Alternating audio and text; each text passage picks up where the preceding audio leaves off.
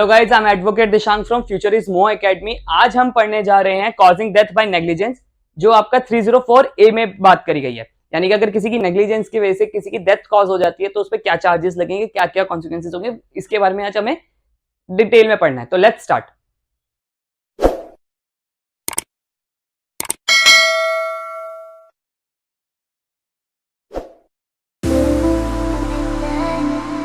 देखिए 304A क्या बात करता है। 304A ये बात करता है कि अगर किसी की डेथ किसी की नेग्लिजेंस या रैशनेस की वजह से हो जाती है तो वो आपके डेथ में क्या पनिशमेंट मिलेगी, क्या नहीं मिलेगी, वो चीज।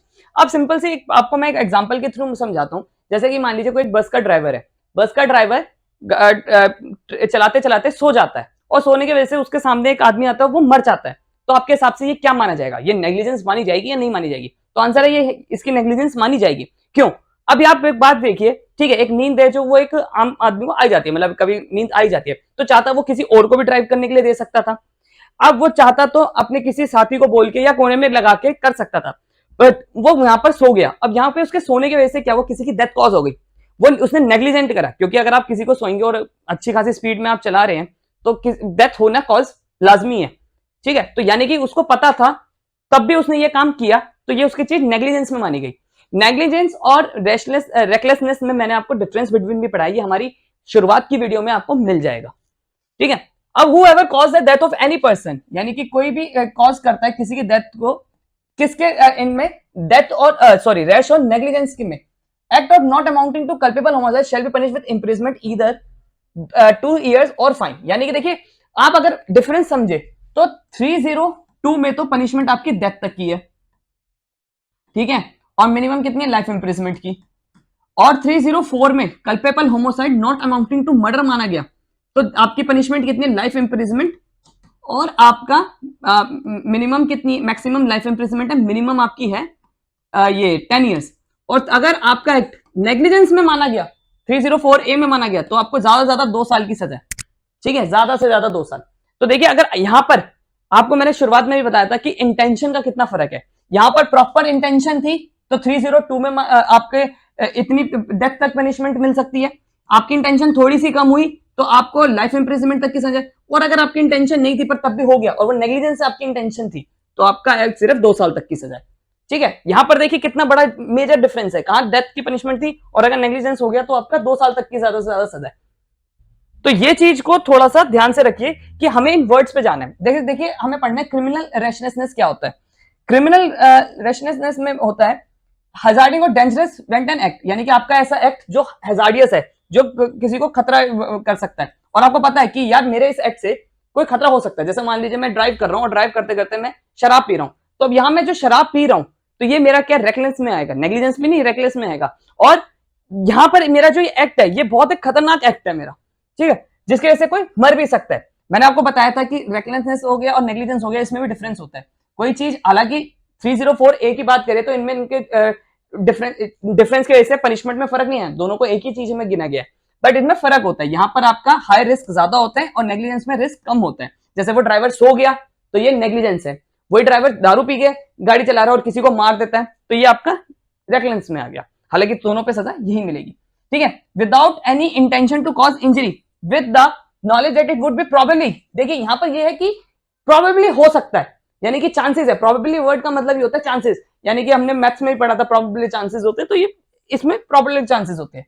और अगर नेग्लिजेंस है तो फेलियर टू एक्सरसाइज। देखिए नेग्लिजेंस का मतलब क्या है, failure to exercise of reasonable and proper precautions. जैसे मैंने आपके उसे ड्राइवर का एग्जांपल दिया, तो वो ड्राइवर सो गया तो यहां पर उसने रीजनेबल एंड प्रॉपर केयर नहीं ली।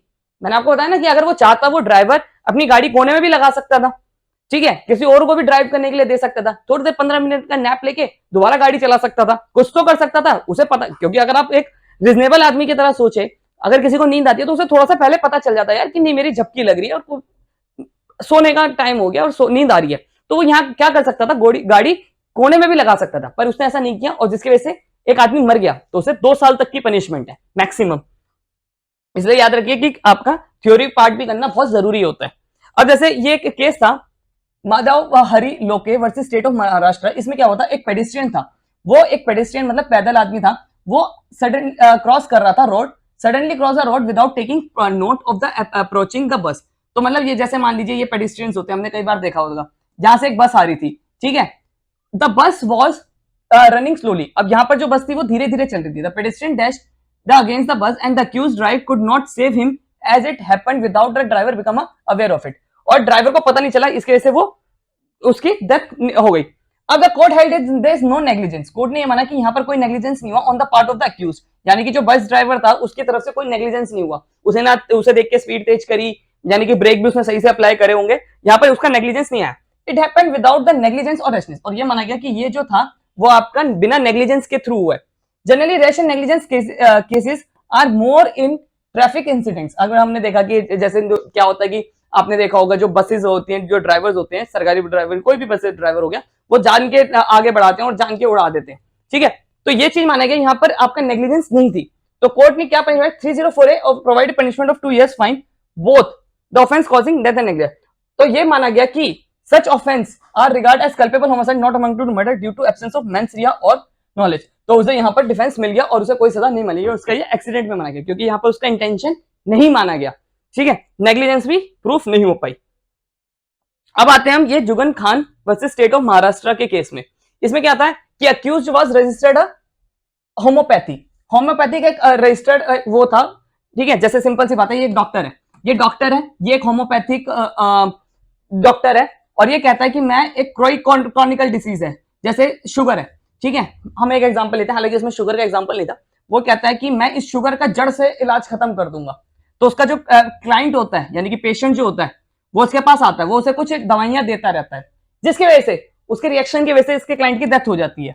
अब क्या होगा आपके हिसाब से, ये उसका एक्ट मर्डर माना गया, कल्पेबल होमोसाइड माना गया, या कल्पेबल होमोसाइड बाय नेग्लिजेंस माना गया, यानी कि इसको कौन सी सजा मिलेगी, 302 मर्डर की सजा मिलेगी डॉक्टर को, या 304 की सजा मिलेगी, या 304A की सजा मिलेगी, ठीक है। यानी कि उसे डेथ की पनिशमेंट होगी, या लाइफ इम्प्रिजनमेंट तक की पनिशमेंट होगी, मैक्सिमम की बात कर रहा हूं मैं यहाँ पर, और या 2 साल तक की सजा होगी, ठीक है। कौन सी सजा होगी, तो ये कोर्ट ने, सुप्रीम कोर्ट ने, हालांकि इसे ट्रायल कोर्ट ने और हाई कोर्ट ने तो इसे कन्विक्टेड किया मर्डर के चार्ज में, बट यहां पर उसको सुप्रीम कोर्ट में जब ये केस गया तो उस पर क्या हुआ कि सुप्रीम कोर्ट ने उसकी पनिशमेंट को सेट असाइड कर दिया और उसको माना कि ये जो उसका एक्ट है वो नेग्लिजेंस में माना। और कोर्ट ने रीजन क्या दिया, the court held that the disease, यानी कि उसका पेशेंट, डॉक्टर का पेशेंट, एक्यूज का पेशेंट जो है, was a patient of the accused, the accused had no intention, यहां पर डॉक्टर की कोई इंटेंशन नहीं थी डेथ करने की अपने पेशेंट की। It happened due to the rashness and patient, यानी कि ये रैशनेसनेस मतलब यानी कि नेग्लिजेंस की वजह से हुआ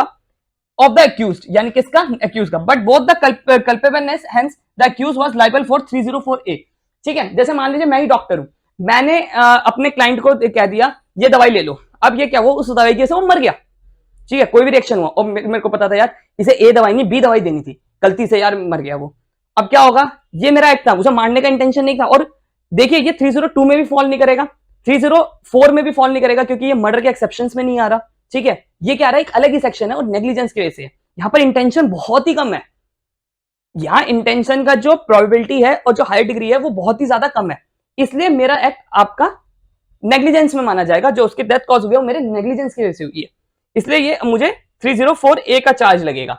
अब जैसे एक मूवी आई थी अंकुर अरोड़ा मर्डर केस, इस केस में क्या हुआ था, अंकुर अरोड़ा में ये बच्चा होता है, बच्चा ऑपरेशन से पहले कुछ खा लेता है, तो होता है कि जनरली कि ऑपरेशन के वक्त पे आपको कुछ खाना नहीं होता, तो डॉक्टर क्या होता है उसका चेकअप करने के बजाय उसको सीधा ऑपरेशन करना शुरू हो जाता है, जिसकी वजह से क्या होता है कि बच्चा पहले कोमा में जाता है, कोमा से फिर वो मर जाता है।